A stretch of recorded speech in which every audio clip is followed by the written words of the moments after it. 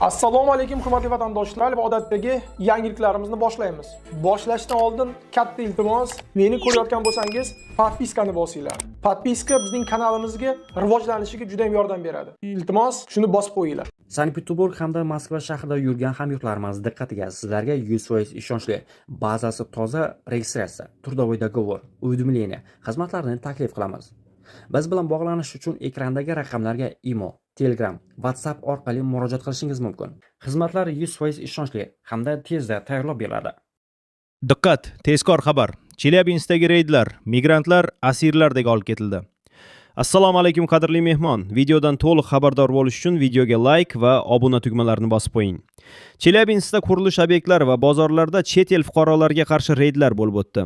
Kuch tuzilmalari va politsiya Zapadniy mikrorayonidagi qurilishlarda va shaharning Sentralniy tumanidagi bozor hududida hamkorlikda harakat qildi.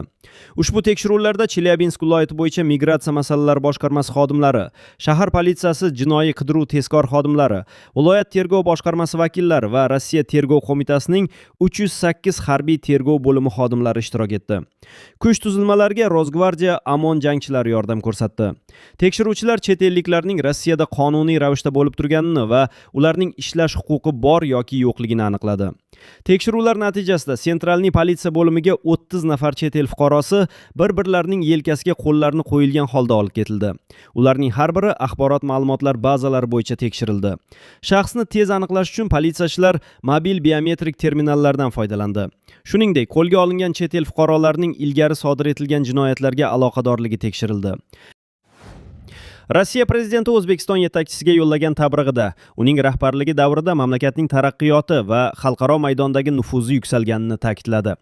Davlat rahbari sifatidagi faoliyatingiz O'zbekistonning ijtimoiy-iqtisodiy taraqqiyoti, xalqaro maydondagi nufuzi yuksalishi bilan ahamiyatli bo'ldi. Rossiya O'zbekiston strategik sherikligi va ittifoqchilik munosabatlarini mustahkamlashga qo'shgan shaxsiy hissangiz alohida ahamiyatga ega deyiladi tabrikda. Shuningdek, O'zbekiston prezidentini tavallud ayyomi munosabati bilan Turkmaniston, Qozog'iston, Belarus, Ozarbayjon va Tojikiston prezidentlari ham tabrikladi. Rossiyada 9 mingdan ortiq o'zbekistonlik patent bo'yicha ishlamoqda. Bu haqda O'zbekiston migratsiya agentligi direktor o'rinbosari Elyor Toshtemirov ma'lum qildi. Unga ko'ra, Rossiyada 1.300.000 nafar O'zbekiston fuqarosi bo'lsa, ularning 1 millionga yaqini patent bilan ishlamoqda. Rossiya Federatsiyasi prezidenti migratsiya xizmatlari uchun davlat bojlarini oshiruvchi qonunni imzoladi. Yangi tariflar 2026-yil 27-iyuldan boshlab topshirilgan barcha arizalar uchun amal qila boshlaydi. Endi yashash uchun ruxsatnoma rasmiylashtirish uchun 30 ming rubl to'lash kerak. Vaqtincha yashash uchun ruxsatnoma qiymati 15 ming rublni tashkil etadi. Fuqarolikka qabul qilish yoki undan chiqish uchun har bir kishi uchun 50 ming rubldan to'lashga to'g'ri keladi. Ko'p martalik vizani rasmiylashtirish 6 ming rublga tushadi. Kirish taklifnomasini berish esa 8 ming rubl turadi. Muhojirlarni jalb qilishga ruxsatnoma olish uchun ish beruvchi har bir chet ellik uchun 15 ming rubl to'lash kerak bo'ladi. Ishlash uchun ruxsatnomaning o'zi 5 ming rubl turadi. Shuningdek, ikkita yangi boj joriy etilmoqda. VNJ yashash uchun ruxsatnomani almashtirish 6 ming rubl. RVP vaqtincha yashash uchun ruxsatnoma dublikatini berish esa 5 ming rubl bo'ladi.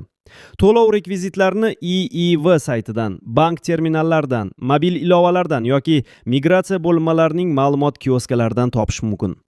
To'langan bojni ortiqcha to'lov sodir bo'lgan taqdirda xizmat uchun murojaat qilish fikridan qaytsangiz yoki arizangiz ko'rib chiqilmasdan qaytarilgan bo'lsa, 3 yil ichida qaytarib olishingiz mumkin.